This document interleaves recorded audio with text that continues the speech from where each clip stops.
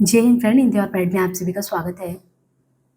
Friends, यहाँ पे देखिए भारतीय एवं पाश्चात्य काव्य शास्त्र जो हम क्लास लेने वाले हैं, हिंदी साहित्य के किसी भी कॉम्पिटिटिव एग्जाम में आप बैठेंगे तो इसका वेटेज अच्छा खासा रहता है। और बड़ी बात ये है कि इसमें आप जैसे और चीज़ें समझ लेते हैं आसानी से, थोड़ा सा ये डिफ़िकल्ट होता है और चीज़ों की तुलना में समझने में। तो उसी क्रम में ये मेरा प्रयास है कि जिस तरीके से हम अभी आलोचना विधा आपको करा रहे हैं बहुत अच्छे से एक-एक राइटर का, उसी तरीके से भारतीय एवं पाश्चात्य काव्य शास्त्र में मेरी दृष्टि से जो भी बहुत महत्वपूर्ण पॉइंट हैं और जिन पर बात पहले होनी चाहिए, उन क्लासेज को हम कराएँगे। इसमें एक चीज़ ये ध्यान रखना है कि हमने चैनल पे पहले ही जो कुछ बहुत ही प्रामाणिक किताबें हैं अच्छे राइटर के, उनका एक 38 वीडियो हमने कराया था कॉन्सेप्ट बेस्ड वीडियो। तो वो भारतीय एवं पाश्चात्य का आप जैसे ही सर्च करेंगे तो तुरंत आ जाएगा। वहाँ से आप ओवरऑल कॉन्सेप्ट बहुत अच्छे से देख सकते हैं। यहाँ मेरा प्रयास होगा कि बहुत सारे एग्ज़ाम आपके जल्द से जल्द होने वाले हैं, तो आपको फैक्चुअल चीज़ें कितनी बढ़िया से याद हो सके, वो मेरा प्रयास रहेगा। क्योंकि ये पहला वीडियो है, इसलिए हम पहले थोड़ा-सा बात कर लेते हैं कि जो भारतीय काव्य शास्त्र हमारा आया हुआ है, बेसिकली वो संस्कृत काव्य शास्त्र का ही कहेंगे परिवर्धित संवर्धित रूप में है। क्योंकि हमारे यहाँ पे खुद हिंदी में कोई काव्य शास्त्र ऐसा नहीं रहा है। तो भारतीय काव्य शास्त्र से अभिप्राय क्या है? मूलतः संस्कृत काव्य शास्त्र ही। वहीं के जो संस्कृत के आचार्य हुए, उन्हीं को आप देखेंगे रीतिकाल में उन्हीं की परिपाटियों को आधार बना के काव्य शास्त्रीय ग्रंथ रचे गए, जो दरबारी कवि अपने राजाश्रित जो राजा के अंडर में जिनके भी राजाश्रित कवि थे, उनको खुश करने के लिए लिखे थे। तो इस क्रम में ईसा पूर्व दूसरी सदी से यानी भरत मुनि से लेकर एक यात्रा चलती है और विश्वेश्वर पंडित तक ये यात्रा चलती है। तो इनका अगर आप देखेंगे तो भरत मुनि का नाट्यशास्त्र पहला ग्रंथ और नाट्यशास्त्र से लेकर पंडित राज जगन्नाथ के रस गंगाधर तक की 2000 वर्षों की वैचारिक एवं शास्त्रीय यात्रा, और इनके साथ अगर और आगे आप बढ़ेंगे तो 18वीं सदी अलंकार कौस्तुभ विश्वेश्वर पंडित के साथ एंड होता है। अब यहाँ पे अगर देखें तो ये थोड़ा-सा बस आपको जानकारी के लिए सब बता रहे हैं, बहुत ज़्यादा ये सब इम्पोर्टेंट भी नहीं है।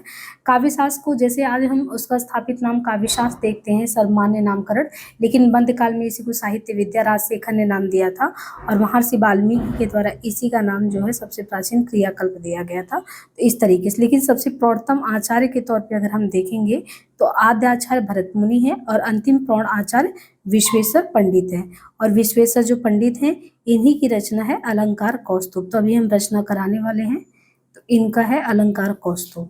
तो ये एक पूरी यात्रा रही है, कहाँ से? दूसरी सदी से लेके 18वीं सदी तक। ये इसलिए आपको जानना जरूरी है क्योंकि जब आप पढ़ेंगे तो आपको पता होगा कि जो हमें पढ़ना है वो दूसरी सदी से लेके रचनाओं को 18वीं सदी में जो रचनाकार रचनाएं रही है उनको पढ़ना है। तो यहाँ से भारतीय काव्य शास्त्र कहाँ तक इसका परिदृश्य वो है। अब दूसरी चीज़ ये है कि इतिहास हम देखते हैं तो कई दृष्टिकोण से देखते हैं और कुछ उसमें बहुत ही परिवर्तनकारी चीज़ें होती हैं। उसी में जब प्रारंभिक काल की बात करें तो अज्ञात जो भी रचनाएं लिखी गई, वहाँ से लेके भामा तक, यानी भामा तक अगर आप देखेंगे तो 6ठी शताब्दी तक अगर आप देखें तो भामा काव्य अलंकार के साथ, ये तो प्रारंभिक काल इसका था। फिर भामा से लेके आनंदवर्धन तक, तो आनंदवर्धन अगर आप देखिए तो यहाँ तक आएंगे तो आनंदवर्धन तक अगर देखेंगे तो यात्रा 9वीं सदी का मध्य भाग। तो ये हो गया आनंदवर्धन तक। और इनका आप देखेंगे ध्वनि सिद्धांत के आधार पे इनकी जो रचना है ध्वन्यालोक। तो ये रचनात्मक काल हो गया। और फिर निर्णयात्मक काल में अगर देखें कि निर्णय आनंदवर्धन जो है, यहाँ से ध्वनि सिद्धांत शुरू हो जाता है एक अलग। जैसे पहले रस पे बात हो रहा था, रस के साथ अलंकार पे बात चल रही थी, अब यहाँ पे आप देखेंगे कि बिल्कुल ही चेंज होके ध्वनि पे बात चलने लगी। और इस तरीके से आनंदवर्धन से लेके अगर आप देखें कि यात्रा मम्मट तक चलती है। और फिर मम्मट 11वीं सदी के उत्तरार्ध काव्य प्रकाश, इसके बाद मम्मट से लेके पंडित राज जगन्नाथ व्याख्या काल, उसमें भी आनंदवर्धन का ध्वनि सिद्धांत काव्य शास्त्र के इतिहास का अगर देखें तो सबसे बड़ा टर्निंग पॉइंट होता है, क्योंकि इसके आधार पे फिर चीजें विभाजित होती हैं। तो ध्वनि सिद्धांत में अगर हम यहाँ पे आनंदवर्धन को लेते हैं तो एक पूर्व ध्वनि युग है, एक ध्वनि युग आनंदवर्धन से मम्मट तक चलता है, एक मम्मट से लेके जगन्नाथ तक की यात्रा होती है। ये हमें इसलिए आउटलाइन खींचना जरूरी है क्योंकि हमें ये पता तो होना चाहिए कि भारतीय काव्य शास्त्र की यात्रा कहाँ से लेके कहाँ तक है और उसमें हर एक राइटर में कौन सी चीज़ें कहाँ से परिवर्तनकारी चीज़ें हैं, उसके लिए हम ये आउटलाइन खींच रहे हैं। देखिए अभी हम सारी रचनाओं को, रचनाकारों को देखेंगे। इसमें सबसे इम्पोर्टेंट जो शुरुआती आद्याचार के तौर पे हम भरत मुनि को देखते हैं। तो जो दूसरा क्लास हमारा आएगा वो एक एक राइटर पे ही आएगा, और एक राइटर के बारे में संपूर्ण जानकारी में 10 मिनट में एक वीडियो करा देंगे, और उसमें आपके एग्जाम से रिलेटेड सारे पॉइंट्स होंगे। तो जो नेक्स्ट वीडियो हमारा होगा वो भरत मुनि पे ही होगा। भरत मुनि को बहुत विस्तार से आपको पढ़ना होगा, क्योंकि ये आप देखेंगे तो काव्य शास्त्र के, भारतीय काव्य शास्त्र के आद्य आचार्य के रूप में है, और ईसवी पूर्व दूसरी सदी इनका ग्रंथ देखे तो नाट्य शास्त्र है, और काव्य शास्त्र के अगर देखिए उपलब्ध सबसे प्राचीनतम ग्रंथ है सौंदर्य शास्त्र दृष्टि से भी, तो वो इन्हीं का है। तो ये काव्य शास्त्र की उपलब्ध सबसे पहले प्राचीनतम रचना इसी को माना जाता है। कुल 36 अध्याय 5000 श्लोक है। तो इसको हम नेक्स्ट क्लास में बहुत विस्तार से वैसे भी देखेंगे। अब थोड़ा सा ये देखिए कि जब हम काल का वो पढ़ रहे थे कि किस तरीके से जो है उत्तरोत्तर वृद्धि होता है, तो आप ये देखिए कि छठी से लेके छठी शताब्दी यानी भामा का काव्यालंकार 6 परिच्छेदों में ये विभक्त है। यहाँ से लेके ये यात्रा अगर देखें 9वीं सदी के प्रथम चरण रुद्रट तक, तो इसमें आप देखेंगे रचनात्मक काल में भामा भी हैं, दंडी भी हैं, वामन भी हैं, रुद्रट भी हैं। तो ये अलग अलग कालखंड में आप, जैसे भामा की जो रचना है वो काव्यालंकार है, तो काव्यालंकार 6 परिच्छेदों में विभक्त है। ऐसे ही आप देखिए दंडी काव्यादर्श है, तो इनका देखेंगे तो 3 परिच्छेद 660 श्लोक में है, और वामन का देखें तो इनकी रचना का नाम है काव्यालंकार सूत्रवृत्ति करके, वो अधिकरण में है। तो ये भी है, कुछ परिच्छेद में, कुछ अधिकरण में है, कुछ रचनाएं जो है अध्याय में विभक्त है, और हालांकि हम विस्तार से देखेंगे इन सब रचनाकारों पे। और काव्यालंकार सूत्रवृत्ति जो वामन का है 4 अधिकरण में है, और इस तरीके से देखिए इनका। इसके बाद जो है इनका रुद्रट जी का है काव्यालंकार करके। देखिए एक चीज ये भी है कि भामा का भी काव्यालंकार करके है, और रुद्रट का भी उसी नाम से, सेम नाम से है। आनंद वर्धन जो है एक ध्वनि, मतलब पूरे भारतीय काव्य शास्त्र में देखेंगे तो ध्वन्यालोक रचना करके ये बिल्कुल अलग काम करते हैं, ध्वनि सिद्धांत को स्थापित करते हैं। तो यहीं से कहते हैं कि ध्वनि युग का उदय होता है, और इससे पूर्व जो होता है वो ध्वनि युग अगर देखे तो नहीं होता है। और आनंद वर्धन ने जो है रस और अलंकार से आगे बढ़कर ध्वनि को काव्य की आत्मा घोषित की। तो एक तरीके से ये निर्णयात्मक काल रहता है आनंद वर्धन की दृष्टि से, उनको केंद्र में रख के। इनके अलावा अन्य और कवि को किनको पढ़ेंगे हम? राजशेखर, काव्य मीमांसा इनका है। धनंजय 10 रूपक। अब इनकी रचनाओं में जैसे किस तरीके से लिखा गया है, तो जैसे हम लोग चैप्टर पढ़ते हैं ना, तो ऐसे ही धनंजय का 10 रूपक जो रचना है वो प्रकाश में विभक्त है। तो 4 प्रकाश, या उसमें 4 प्रकाश है तो 300 कारिकाएं करके है। तो धनंजय का 10 रूपक, 4 प्रकाश, 300 कारिकाएं। इसी तरीके से भोजराज का देखें तो भोजराज का क्या है 10वीं सदी के पूर्वार्ध में, तो इनकी रचना का नाम है भोजराज का सरस्वती कंठाभरण। और सरस्वती कंठाभरण जो इनका है श्रृंगार प्रकाश, ये 2 रचनाएं हैं। इनके अलावा अगर हम देखें 10वीं से 11वीं सदी, तो अभिनव गुप्त, और अभिनव गुप्त का ध्वन्यालोक लोचन अभिनव भारती महान टीकाकार के तौर पे भी अभिनव गुप्त रहे हैं। तो यहाँ पे हमने देखा 9वीं से 10वीं सदी में राजशेखर हैं, 10वीं सदी में धनंजय हैं, और 10वीं में भोजराज भी हैं, और इनके अलावा अभिनव गुप्त भी हैं। तो इस युग में आप देखेंगे कि कब से कब तक की बात अगर की जाए कि 9 से लेकर 11वीं सदी के बीच में, तो इस युग में न केवल मौलिक ग्रंथों की रचना हो रही है, बल्कि टीकाओं के माध्यम से भी काव्य शास्त्र की सूक्ष्म और वैज्ञानिक व्याख्याओं को प्रस्तुत किया गया। अभिनव भारती लिख के, और अभिनव गुप्त खुद एक महान टीकाकार के तौर पे आते हैं। इसके बाद अगर देखें तो 11वीं सदी मध्य उत्तरार्ध, अब इनका जो आचार्य मम्मट जो है, तो मम्मट भी एक ऐतिहासिक सीमा रेखा खींचते हैं, क्योंकि जहाँ तक निर्णयात्मक काल और ध्वनि युग में हमने देखा, तो वो ध्वनि युग अपने चरमोत्कर्ष पर पहुंचकर समाप्त होते थे। इसके बाद जो ग्रंथ की व्याख्याओं का युग शुरू होता है, इसमें अगर देखें तो जो व्याख्या यानी महान ग्रंथ के तौर पे काव्य प्रकाश में मम्मट ने किया है, वो कितने उल्लास में किया है? 10 उल्लास में इन्होंने किया है। और इसके बाद चौथा चरण जो हम इसका देखेंगे, तो वो चौथा चरण की यात्रा जगन्नाथ तक, यानी जयदेव है 13वीं सदी, और जयदेव अगर 13वीं सदी है, तो जयदेव के द्वारा जो लिखा गया रचना उनका चंद्रालोक। चंद्रालोक किसमें है? 10 मयूख में है। तो जैसे हम लोग अध्याय पढ़ते हैं ना, तो ये ऐसे ही अध्याय को समझिए मयूख कह रहे हैं, 10 मयूख। तो यहाँ पे आप देखिए कि 10 मयूख और फिर श्लोक। इनके अलावा ऐसे ही विश्वनाथ हैं 14वीं सदी। ये समय बहुत बार एग्जाम में पूछा जाता है, जयदेव किस समय के हैं, विश्वनाथ किस समय के, अप्पय दीक्षित किस समय के हैं। जैसे जयदेव जो है 13वीं सदी के हैं, विश्वनाथ 14वीं सदी के हैं, और विश्वनाथ ने साहित्य दर्पण लिखा। इनके अलावा अप्पे दीक्षित जो है कोयलानंद, चित्रमीमांसा, वृत्ति भारती, ये किस समय के हैं? 16वीं सदी उत्तरार्ध के हैं। और इसी क्रम में 17वीं जगन्नाथ है। तो ये यात्रा का चौथा चरण होगा। तो पूरा इस तरीके से यात्रा होगा। कुछ यहाँ पे आपको रचनाएं हमने पहले भी बताया था कि दिया गया था, हमने अभी इनको विस्तार से याद करना है।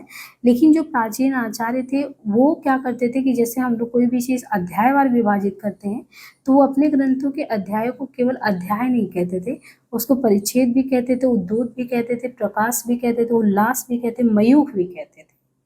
ये अलग अलग रचनात्मक नाम देते थे, इसलिए हमें पता होना चाहिए ये अध्याय के ही नाम है, कुछ अलग नहीं है। जैसे आप नाट्यशास्त्र देख रहे हो तो 36 अध्याय, काव्यादर्श देख रहे हो तो परिच्छेद में, ध्वन्यालोक देख रहे हो तो उद्योत में विभक्त है, 10 रूपक धनंजय का देख रहे हैं तो प्रकाश में विभक्त है, काव्य प्रकाश मम्मट तो मम्मट का काव्य प्रकाश तो उल्लास में है, और साहित्य दर्पण परिच्छेद में। तो आप यहाँ पे देखिए अध्याय है, उद्योत है, प्रकाश है, उल्लास है, अलग अलग उसमें विभक्त है। ठीक है, तो इस तरीके से हमने ये देखना है कि न्यू तो भरत मुनि ने दूसरी शताब्दी में रख दिया था, है ना, नाट्य और रस के बीच में। इसका विस्तार हमने देखा आनंद वर्धन के ध्वनि और मम्मट के प्रकाश से सिंचित पोषित हुआ, और शिखर पर जाते जाते जो है 17वीं सदी में पंडित राज जगन्नाथ के रसगंगाधर तक पल्लवित होता है, और विशाल बौद्धिक वटवृक्ष बनता है। और विश्वेश्वर पंडित के साथ अगर देखें अलंकार कौस्तुभ लिखकर ये यात्रा समाप्त होता है। तो कुल 2000 वर्षों का ये कालक्रम केवल आचार्य और ग्रंथ की सूची नहीं है, बल्कि मानव मन द्वारा सौंदर्य, रस और काव्य को वैज्ञानिक और तार्किक ढंग से समझने का एक प्रयास है। तो हमें ये आउटलाइन कीजिए, तो अब ये समझ आ गया कि हमें इतने लोगों को भारतीय काव्य शास्त्र में कवर करना है। अब देखिए सबसे पहले जो है हमें जो संस्कृत के आचार्य हैं उनका समय और उनके ग्रंथ याद होने चाहिए, तब हम एक एक राइटर के बारे में डिटेल से पढ़ेंगे, और फिर आपका टॉपिक आ जाएगा। मतलब वैसे तो टॉपिक शुरू होता है कि काव्य के लक्षण क्या है, काव्य के हेतु क्या है, काव्य के प्रयोजन क्या है ना, ये करके। तो इसको मैंने पहले भी अच्छे से पढ़ाया और इसमें भी पढ़ाएंगे, लेकिन अब की बार ये प्रयास रहेगा कि जैसे राइटर से ज़्यादा क्वेश्चन आते हैं जहाँ से, तो कुछ उस तरीके से पढ़ाएंगे। इसलिए हमने पहले क्लास में आउटलाइन खींचा ताकि आपको आइडिया रहे कि हमें इतने लोगों को कवर करना है इस क्लास में।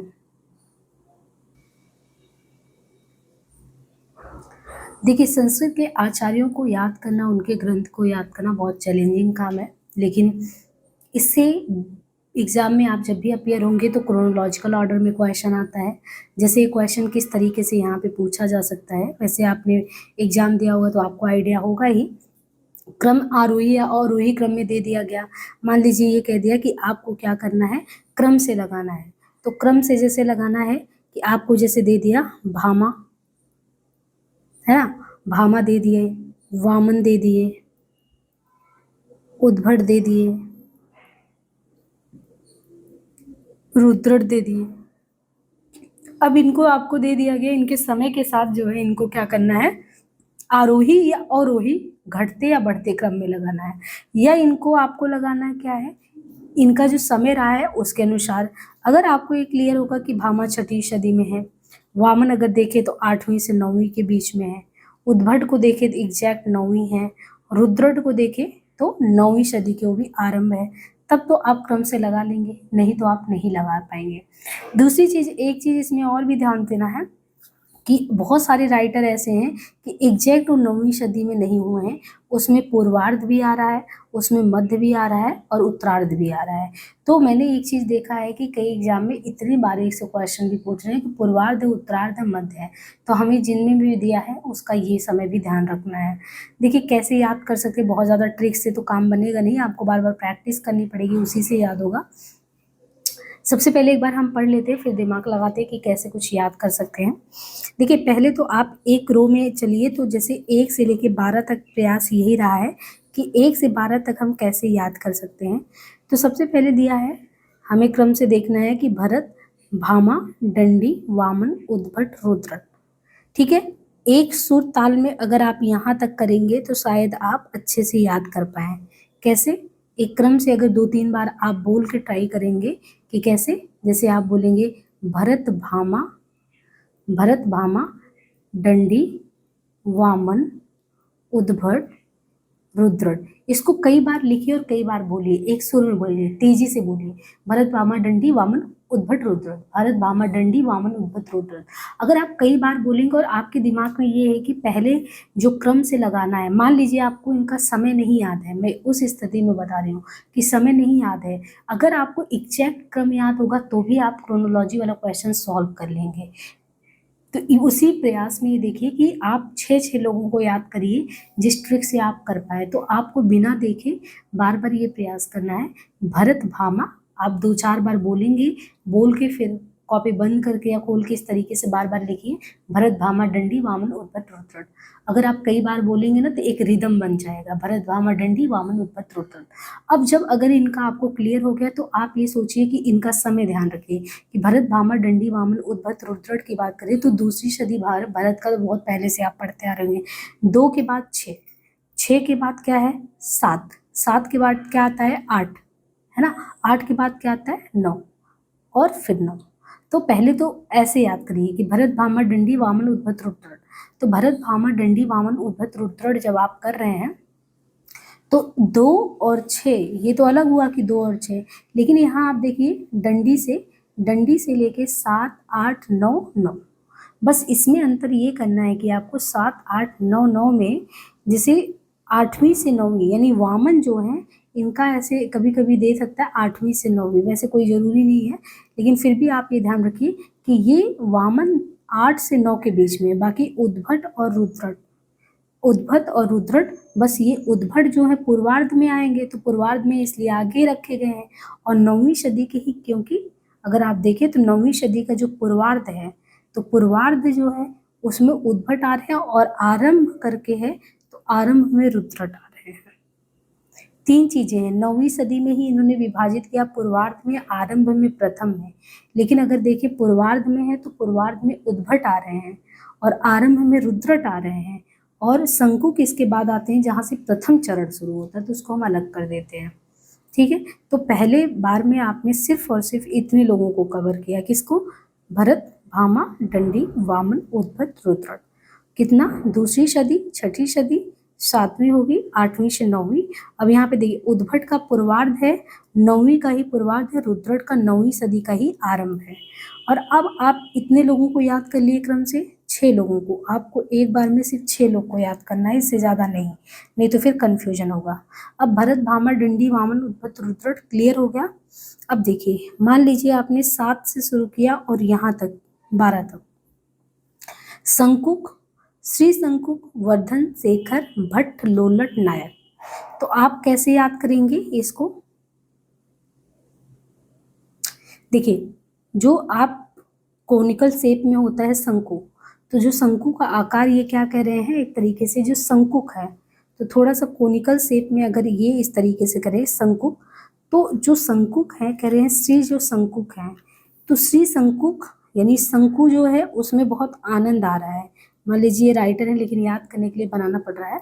देखिए श्री शंकुक ये मान के चलिए कौन है, ये मान के चलिए श्री शंकुक महाराज हैं।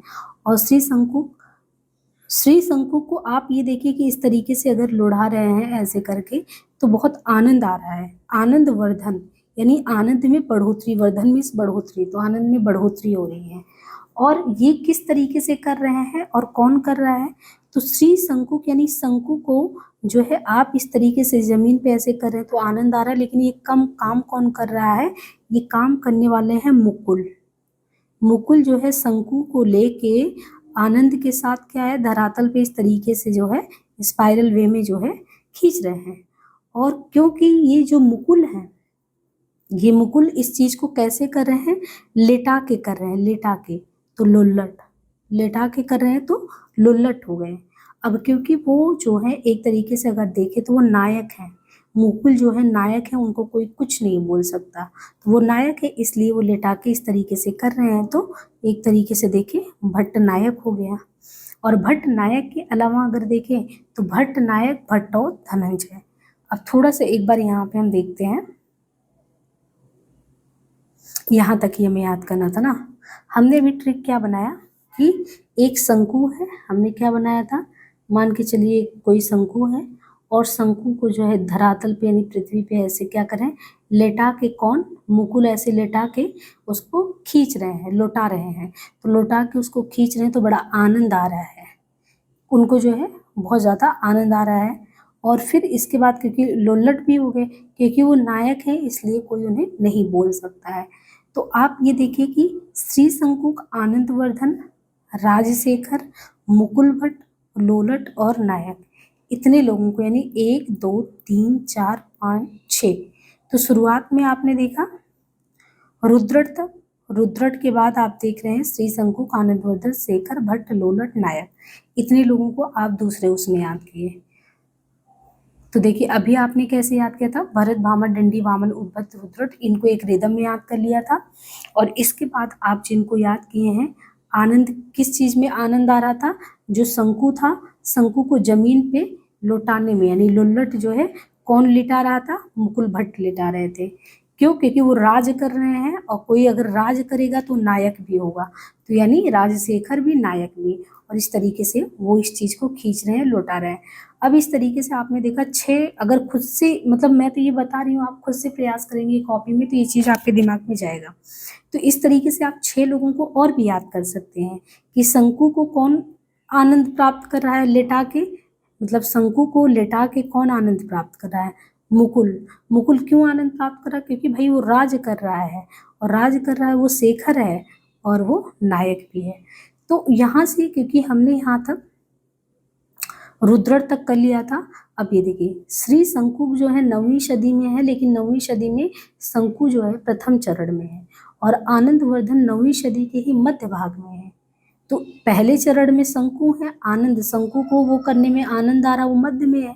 और राजशेखर जो है 9 से 10वीं के बीच में है, और मुकुल भट्ट 9 से 10 के बीच में, और लोलट 9 से उसके 9वीं सदी के आरंभ में है, और भट्ट नायक नवम के अंतिम, मतलब ये नवम का जो अंतिम है, 10 का आरंभ इसमें है। तो थोड़ा बहुत तो उतना चलेगा, लेकिन आपको ये क्रम याद हो जाए तो टोटल 12 लोगों को आपने याद कर लिया। अब ये जब 12 राइटर को आपने ये क्रम से याद कर लिया, तो यहाँ पे और देखिए, भट्टौत, धनंजय, कुंतक, अभिनव गुप्त, भोजराज, महिम भट्ट। अब यहाँ पे भी अगर हम ले 1 2 3 4 5 6, ठीक है, 6, और यहाँ पे आप मान लीजिए 7, और क्योंकि इनका भी उत्तरार्धी है तो 8, क्योंकि 12वीं सदी से आप अलग कर दीजिए। आप मान लीजिए यहाँ 8 लोगों को ले रहे हैं, भट्टौत, भट्टौत से लेके आप लेके चल रहे हैं भट्टौत से लेके मम्मट तक, ठीक, भट्टौत से लेके मम्मट तक। अब पहले आप ध्यान से देख लीजिए जो भट्टौत हैं, क्योंकि यहाँ पर हमने 9 तक का पूरा खत्म कर दिया। भट्टौत से जो शुरू हो रहा है 13 से लेके 20 तक का, ये 10वीं सदी से शुरू होके 11वीं तक चलेगा। तो आप ये दिमाग में रखिए 10 से लेके 11 तक। तो 10वीं सदी में भट्टौत हैं, 10वीं में धनंजय भी हैं, तो भट्टौत हो, धनंजय हो, 10वीं सदी। कुंतक 10 से 11 के बीच में है, तो अभिनव गुप्त भी 10 से 11 के बीच में ही है। और 11वीं में ही पूर्वार्ध भोजराज है, महिम भट्ट उसी 11वीं में मध्य है, क्षेमेंद्र उत्तरार्ध है, और मम्मट उत्तरार्ध है। तो कुल मिला के आप देखिए कि इसमें 10 से 11 के बीच में ही रहना, उससे ज़्यादा नहीं रहना है। अब यहाँ पे क्या चीज़ है, भट्टौत, धनंजय, कुंतक, अभिनव गुप्त, भोजराज, महिम भट्ट, क्षेमेंद्र, मम्मट। क्या क्या कह रहे हैं, भट्टौत, भट्टौत, धनंजय, कुंतक, भट्टौत, धनंजय, कुंतक, अभिनव गुप्त, भोजराज, महिम भट्ट, क्षेमेंद्र, मम्मट। देखिए इसमें कुछ बहुत ज़्यादा उस तरीके से नहीं कि बहुत रिदम बन रहा है, इसको 2-3 बार आप अगर लिखें तो शायद याद हो जाए अच्छे से। बस ये अपने मोटे मोटे हिसाब से दिमाग में रखिए कि 6 पे हमने पहले आगे उनको किया, 6 के उनके बाद ये किया, तो थोड़ा सा ना निमोनिक्स टेक्निक बनाएंगे तो खुद ही दिमाग में आइडिया होगा कि 6 में हमने क्लासीफाई किया, फिर 6 में किया, फिर 6 के बाद सीधे 13 से 20 तक आए, जो कि 10 से 11 तक के बीच में जाता है। अब यहाँ पे कौन थे, भट्ट थे, भट्ट धनंजय थे, भट्ट धनंजय के साथ कुंतक थे, कुंतक के साथ अभिनव थे, है ना, ये सब मिलके भोज किए, भोज की महिमा कैसी थी, है ना, और वहाँ पे क्षेमेंद्र भी थे और मम्मट भी थे। इस तरीके से अगर हम देखें तो यहाँ पे 10 से लेके 11वीं सदी तक का इनका टाइम हुआ। अब 11 के बाद अगर आप बांटेंगे तो 11 से 20 से बाद 21 से लेके 27 तक आप देखिए, तो ये 21 से लेके 27 तक में वेद व्यास है। देखिए सारे लोग बहुत इंपॉर्टेंट है भी नहीं, जैसे वेद व्यास वगैरह का नहीं पूछते हैं, लेकिन यहाँ पे आप देखेंगे तो वाघ भट्ट प्रथम, वाग्भट प्रथम। हेमचंद्र बहुत इंपॉर्टेंट है, हेमचंद से कई बार क्वेश्चन आता है, 12वीं सदी के हेमचंद। रामचंद्र गुरचंद बहुत इंपॉर्टेंट है, रुइयक है, अमरचंद शोभाकर। तो इसमें अगर आप देखेंगे चौथे वाले में तो 1 2 3 4 5 6 7 टोटल 7 लोग अगर हैं, तो इसमें आपको एक क्रम देखना है कि क्योंकि 12 तक मम्मट तक 12 यहाँ पे मम्मट तक अगर आप देखेंगे 11 तक हो चुका था, तो इसका मतलब वेद व्यास से 12 से शुरू होगा। तो 12वीं सदी से आप देखिए 12वीं सदी में ही वेद व्यास भी हैं, वाग्भट प्रथम भी पूर्वार्ध में है, हेमचंद 12वीं सदी में ही है, रामचंद्र गुरचंद उसी 12वीं के पूर्वार्ध में है, रुइयक उसी के मध्य में, अमरचंद मध्य में है और शोभाकर मित्र 12वीं में। मतलब ये सारे लोग आप देखेंगे समय नहीं बदला, एक ही है। इसका मतलब रामचंद्र गुरचंद्र हो, रुइयक हो, शोभाकर मित्र हो, अमरचंद हो, हेमचंद हो, जिनका भी आएगा सब 12वीं में है। बस पूर्वार्ध उत्तरार्ध इसी को दिमाग में रखना है। अगर आप थोड़ा सा ट्रिक बनाएंगे कि जैसे वेद व्यास है प्रथम इस तरीके से रचयिता है, वेद व्यास प्रथम, व्याकरणाचार्य में हेमचंद वैसे हैं, उनका गुण भी बहुत अद्भुत है, और रुइयक अमरचंद मित्र हैं। कुछ इस तरीके से आप बनाएंगे तो एक क्रम याद होगा, तो आप ये जान जाएंगे कि पूर्वार्ध में कौन आएगा, मध्य में कौन आएगा और बाद में कौन आएगा। इसी तरीके से आप यहाँ पे देखें कि शारदा तनय जयदेव विद्याधर विद्यानाथ। शारदा तनय, शारदा तनय जयदेव, शारदा की जय हो, क्योंकि शारदा जो है सरस्वती जी, उनका जय इसलिए क्योंकि वो विद्या की देवी हैं। तो विद्याधर विद्यानाथ, विद्याधर और विद्या के नाथ भी हैं, तो शारदा जयदेव विद्याधर विद्यानाथ। 13वीं में ही आप देखिए इन लोगों का भी है, शारदा तनय 13वीं, जयदेव उनके मध्य में है ना, और मध्य में ही विद्याधर भी है। फिर विद्यानाथ, इनके अलावा विद्यानाथ के अलावा भानुदत्त मिश्र, विश्वनाथ। तो विद्याधर है, विश्वनाथ है, विश्वेश्वर कविचंद है, यहाँ विश्वेश्वर पंडित है, एक विश्वेश्वर कविचंद करके हैं, लास्ट वाले जो हैं विश्वेश्वर पंडित हैं। तो भानुदत्त मिश्र, विश्वनाथ, विश्वेश्वर कविचंद, रूप गोस्वामी, शेखर केशव मिश्र, कवि कर्णपुर अप्पय, जैसे अप्पय दीक्षित बहुत इंपॉर्टेंट है, रूप गोस्वामी बहुत महत्वपूर्ण है। तो सारे लोगों को हम नहीं कहेंगे कि एकदम याद ही करिए, पंडित राज जगन्नाथ बहुत महत्वपूर्ण है, बाकी इतने ज़्यादा इंपॉर्टेंट नहीं है। तो आपको जैसे 17वीं सदी पंडित राज जगन्नाथ का क्लियर होना चाहिए, अप्पय दीक्षित जो है वृत्ति कार्तिक, अप्पय दीक्षित का क्लियर होना चाहिए, रूप गोस्वामी सलामी पूर्वार्ध इनका क्लियर होना चाहिए। इतने रचनाकार जो है इनमें जो बहुत इंपॉर्टेंट है उनको एक एक करके रचनाकारों को हम कराएंगे भी। अब यहाँ पे देखिए इन रचनाकारों की रचनाओं को भी थोड़ा आप यहीं पे ध्यान दीजिए। जैसे भरत है, भरत का है नाट्य शास्त्र, भरत की रचना का नाम नाट्य शास्त्र, भामा का काव्यालंकार।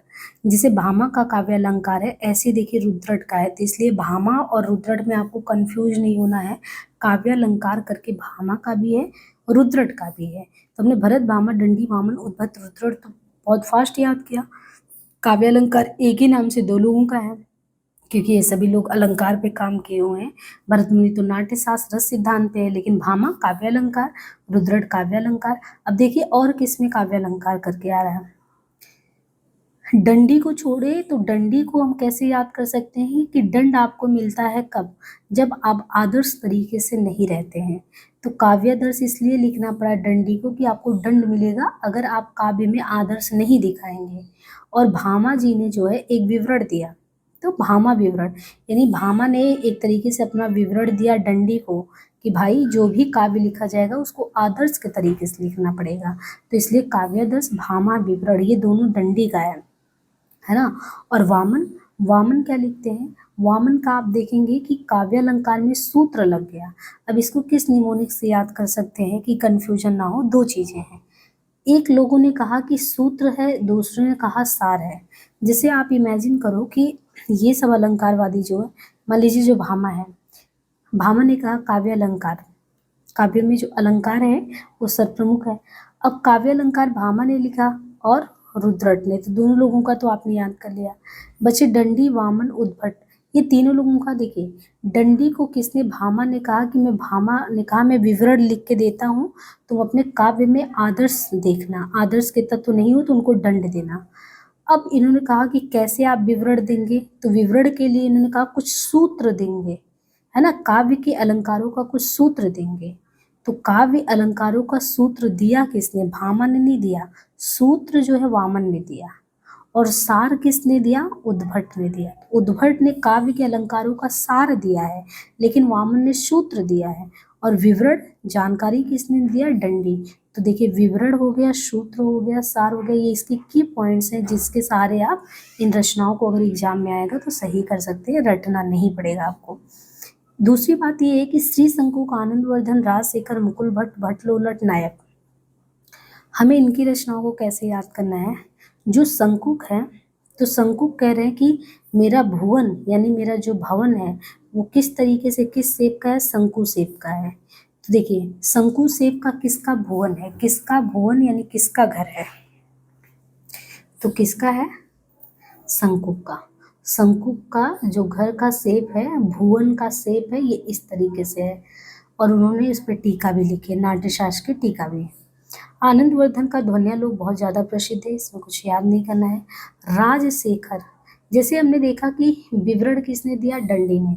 वामन ने क्या दिया? सूत्र दिया। उद्भट ने क्या दिया? सार। तो राज के शेखर ने कहा कि ये सब तो तुम लोग दे रहे हो, लेकिन मैं तो राज कर रहा हूँ, शेखर हूँ, तो मैं मीमांसा करूंगा इसका। तो राजशेखर का काव्य मीमांसा। मुकुल भट्ट, मुकुल भट्ट का अगर देखें तो मुकुल भट्ट जो है, ये मुकुल भट्ट वही है ना जो शंकु के आकार को इस तरीके से लौटा रहे थे और आनंद प्राप्त कर रहे थे। तो इन्होंने कहा, देखो भाई, मेरी बात किसी को समझना हो तो समझो, मैं जो भी बोलूंगा अभिधा में बोलूंगा। तो मुकुल जो है, जो राज कर रहा था और बहुत ज्यादा नायक बन रहा था, आनंद ले रहा था शंकु को लेटा लेटा के, वो बात करता तो सिर्फ अभिधा में करता है, लक्षणा व्यंजना में नहीं करता, यानी सीधी सपाटी नहीं, सीधा डायरेक्ट मुंह पे बात करता। तो अभिधा में कौन बात करेगा? मुकुल। क्योंकि मुकुल जो है वो किसको लौटाया था? शंकु को। किस लिए? आनंद प्राप्त करने के लिए। क्यों? क्योंकि वो शेखर है, वो नायक है। आप देखेंगे शेखर एक जीवनी में शेखर एक नायक की तरह ही तो होता है उपन्यास में। तो ये इस तरीके से आपने ये देख लिया, भट्ट लोलट नाट्यशास्त्र की टीका, भट्ट नायक का हृदय दर्पण। देखिए, नायक जो भी होता है ना, राजा, उसका हृदय दर्पण के समान, शीशी के समान साफ होता है। तो नायक जो है वो हृदय दर्पण। अब इसके बाद अगर हम देखें यहाँ पे भट्टौत, भट्टौत जो है, ये भट्टौत है, इनका काव्य कौतुक है। तो काव्य कौतुक करके किसका है? भट्टौत का। भट्टौत काव्य का कौतुक। धनंजय, धनंजय 10 रूपक, कुंतक वक्रोक्ति जीवितम। तो कुंतक का वक्रोक्ति, ये सब कई बार आप पढ़े होंगे ना, तो ये ऐसे कुछ रचनाएं जो खुद ही कंठस्थ हो जाते हैं। तो भट्टौत का काव्य कौतुक, धनंजय 10 रूपक, कुंतक का वक्रोक्ति जीवितम। अभिनव गुप्त, अभिनव को, अभिनव जो है इनका क्या है? तंत्रालोक। याद होगा पिछले क्लास में हमने तंत्रालोक से यंत्रालोक की यात्रा की बात की थी, जो रूस की यात्रा की थी, किसने किया था? कौन से आलोचक ने तंत्रालोक से यंत्रालोक तक की यात्रा जो की थी, वो याद करिए। अभिनव गुप्त का तंत्रालोक करके ही रचना है। भोजराज, भोजराज का सरस्वती कंठाभरण और श्रृंगार प्रकाश। तो सरस्वती कंठाभरण श्रृंगार प्रकाश भोजराज का है ना। और महिम भट्ट, महिम भट्ट का क्या है? महिम, महिम यानी महामहिम, कोई राजा हो महामहिम, तो उनके अंदर क्या होगा? विवेक होगा, क्योंकि बहुत संतुलित वे में उनको कोई निर्णय सुनाना होता है। तो महिम होंगे वो, महामहिम व्यक्ति, विवेक, उनके पास विवेक होगा।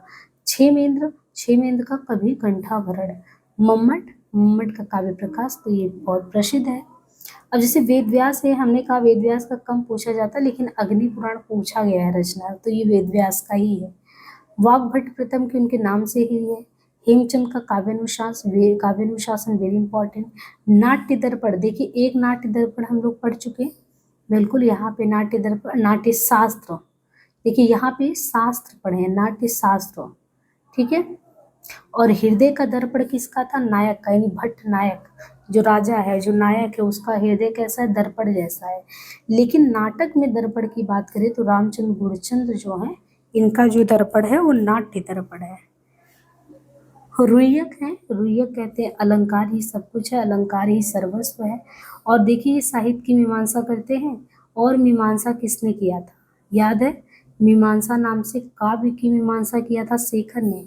वो तो शेखर ने काव्य की मीमांसा किया था, लेकिन यहाँ साहित्य की मीमांसा करनी, तो रुय्यक ने कहा हम साहित्य की मीमांसा करते हैं।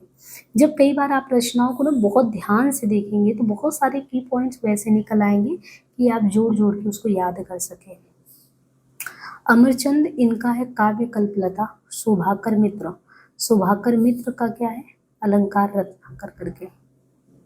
इसके बाद शारदा तनय, शारदा तनय का भाव, भाव प्रकाशन, यानी शारदा जी से आप वैसे भी अगर विनय करें तो भाव से करेंगे। जयदेव चंद्रालोक, विद्याधर एकावली और विद्यानाथ का प्रताप पुत्र यशोभूषण करके है। और भानुदत्त मिश्र, इनका रस मंजरी रस तरंगड़ी, तो कई बार पूछा गया मंजरी भानुदत्त मिश्र का है। विश्वनाथ का साहित्य दर्पण 14वीं सदी बहुत प्रसिद्ध है। विश्वेश्वर कविचंद जो है उनका चमत्कार चंद्रिका है। देखिए कविचंद पहले, पंडित एकदम लास्ट में है। तो विश्वेश्वर जो पंडित है अलंकार कौस्तुभ इनका बिल्कुल अंतिम में आता है। रूप गोस्वामी का उज्ज्वल नीलमणि बहुत ज़्यादा इम्पोर्टेंट है इनका, और उज्ज्वल नीलमणि के साथ इनका भक्ति रसामृत करके भी है। तो गोस्वामी जो है उनको क्या भक्ति का रस तो मिलता है, तुलसीदास गोस्वामी देखे तो भक्ति रसमृत में, और उनके उज्ज्वल नीलमणि उनकी चमक भी उज्ज्वलता के साथ है। शेखर केशव मिश्र, इनका अलंकार शेखर। और देखिए कौस्तुभ करके जो है अलंकार कौस्तुभ कवि कर्पूर, इनका है अलंकार कौस्तुभ, और विश्वेश्वर पंडित का। अप्पय दीक्षित का वृत्ति वाक्य बहुत प्रसिद्ध है। जगन्नाथ का रस गंगाधर, अकबर शाह का श्रृंगार मंजरी, विश्वेश्वर पंडित का अलंकार कौस्तुभ।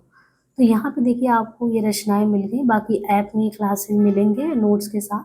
नेक्स्ट क्लास हमारा भरत पुनी पे होगा, और आलोचना विधा की क्लास चल रही है। मुझे उम्मीद है सब समझ में अच्छे से आ रहा होगा।